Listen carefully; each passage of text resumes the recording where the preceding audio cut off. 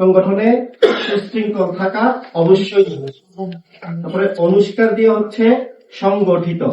একটি সংগঠনে যদি সবাই সংগঠিত না থাকে, ঐক্যবদ্ধ না থাকে, তাহলে সে সংগঠন কিন্তু বেশি দূর এগিয়ে যেতে পারে না। তারপরে গ দিয়ে হচ্ছে গঠনতন্ত্র। সংগঠনের যদি একটা গঠনতন্ত্র থাকে তাহলে সেটি হচ্ছে আইন। এই আইন মেনে যদি স্বেচ্ছাসেবকরা কাজ করে থাকে তাহলে কিন্তু সংগঠনের সুনাম বৃদ্ধি পাবে এবং স্বেচ্ছাসেবী কর্মকাণ্ড আরো বেশি জোরালো হবে। এরপর হচ্ছে ঠ। ঠ দিয়ে হচ্ছে একজন আরেকজনের সাথে ঠাসাঠাসি, যেটাকে বলা হয়।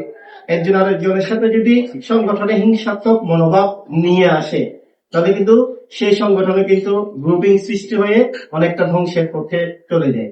তাই স্বেচ্ছাসেবকদের অবশ্যই উচিত ঠাসাঠাসি মুক্ত থাকা, এই জিনিসটা। এরপর হচ্ছে দন্তন্য। দন্তন্য দিয়ে হচ্ছে নেতিবাচক, অর্থাৎ আমরা নেগেটিভ সকল প্রকার কর্মকাণ্ড থেকে বিরত থাকতে হবে।